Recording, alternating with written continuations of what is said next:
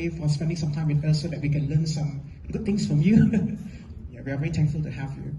So there's a group of very young filmmakers here. I observe perhaps film students and all that. So maybe what we can do is that we can go way to the start where you all first started.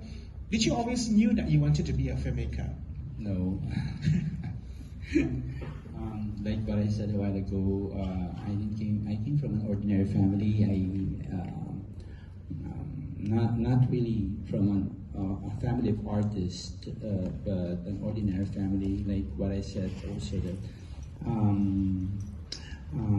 I was born in the countryside, not from the city. I studied, in the province, not in the city. So I was really not into filmmaking. I was not into any form of arts at all. You also studied advertising later on, which was what you were doing until you made your first film at the age of 40, right? 45, yes. 45, yes. So I was a late bloomer. I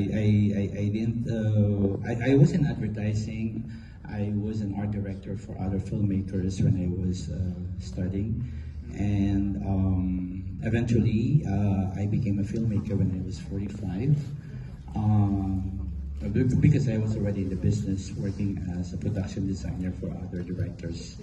So that's basically how I started making films. And like what you said, Masaista is my first feature film. What I also find very interesting is that because usually in advertisements, production design is usually very flashy, and even with the cuts and everything, they go for the more conventional Hollywood look. But when you made your films, you went all the other way. It's almost like Italian neorealism and cinema verite and all that. Yeah. But what do you think serves this decision whenever you make a film?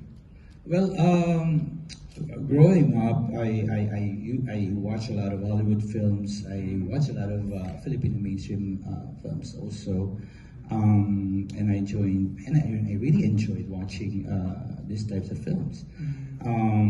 Except that early on, I already told myself that if ever I will become a filmmaker, or if ever I'm going to make a film in the future, these are not the types of films that I will be making. Because I know that when I watch a film, that they are just for entertainment. I know that they are not based on reality. There's not so much truth in it. It's just like for entertainment. And I was entertained, and I like that. I like that idea. But if I'm gonna do it myself, that's not the way. I'm not gonna go in that direction. That was also very interesting in a sense because what would you consider some of the very important films for you when you were growing up?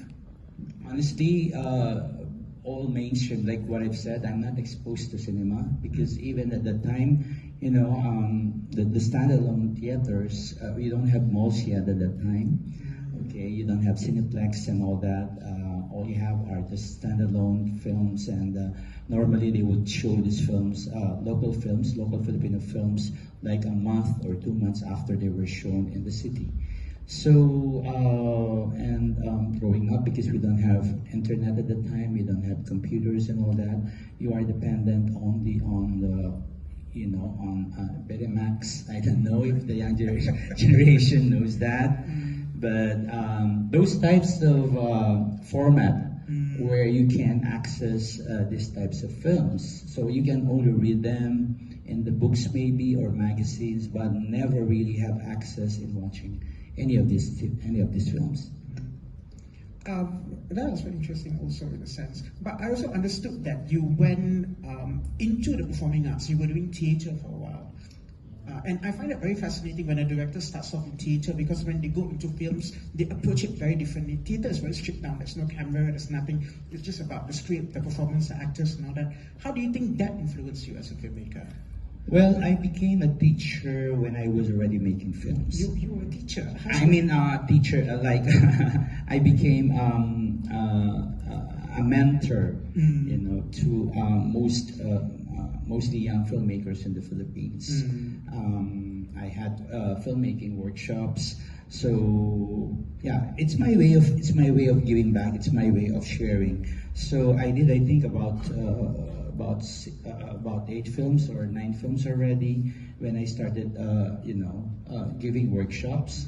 And when I started giving workshops, and I've had a lot of students coming from different parts of the world. I have French students, I have filmmakers from Singapore, from India, that would come to the Philippines to attend this workshop. And it was really, it was really fulfilling, I must say, to give workshop, because it enriches your knowledge when you share your knowledge to others, to other filmmakers, because they give it back to you. You know what you give them, and then they give it to you in a different way, in different form of knowledge. Except that, like what I told you a while ago, doing this for 3 years or 4 years, giving workshop to young filmmakers, it's kind of somehow for me, because I'm quite really, as a person,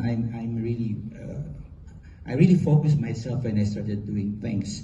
And at the time, I started to enjoy teaching and mentoring filmmakers.